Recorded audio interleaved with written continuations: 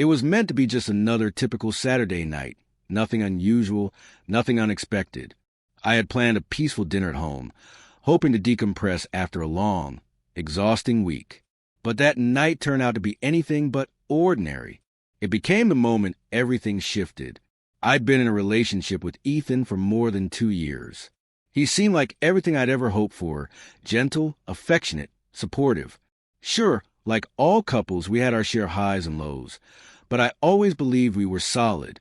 We shared a cozy apartment in the city, and although occasional arguments arose, I truly thought we were content. I had no idea the illusion I had clung to was about to fall apart. It all began with what seemed like a harmless lie. One evening, after having a few glasses of wine, I impulsively chose to meet someone I hadn't seen in years, James. He was an old college friend, someone who'd once been a significant part of my life before time, commitments, and distance pulled us apart. The idea of reconnecting, reminiscing about the old days, felt innocent enough.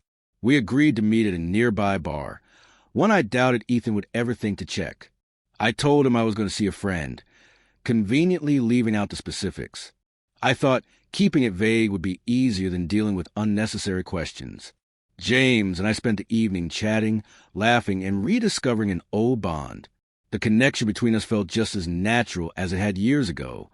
The conversation flowed, the comfort returned.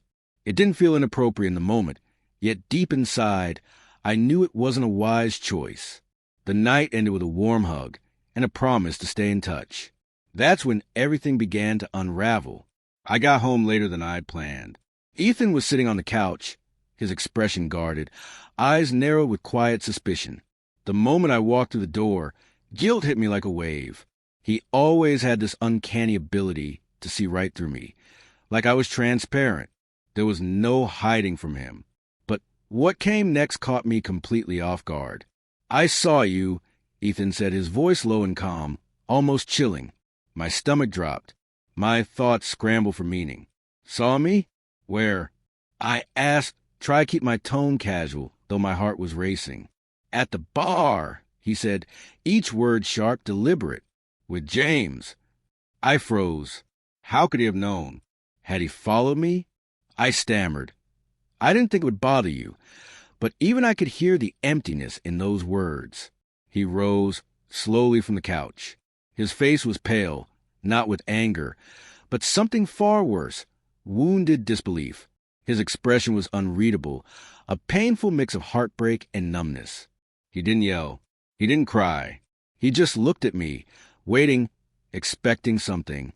Anything. "I never imagined you'd do this," he murmured, his voice shaking just enough to betray the pain. "I trusted you, and you broke that trust." I opened my mouth, desperate to explain, to apologize, but nothing came out. The guilt was suffocating. No excuse I could offer would ever undo what I had done. But instead of storming out or confronting me further, Ethan simply turned away. He walked into the bedroom and closed the door gently behind him. I stood there, stunned and motionless. The silence that followed was deafening. I had destroyed something beautiful, and there was no going back. The night dragged on an unbearable stillness. I waited, hoping he'd come out, say something, anything. But the door never opened. He stayed inside, silent. I eventually fell asleep on the couch, crushed by regret and shame. When morning came, I woke to an empty apartment. Ethan was gone. His things, his clothes, personal items, were all packed and missing. On the kitchen counter, he'd left a simple note. "I can't do this anymore. I can't stay with someone who doesn't respect me." That was the last I ever heard from him. The most heartbreaking part wasn't that he left. I understood why he did. I knew I had driven him away.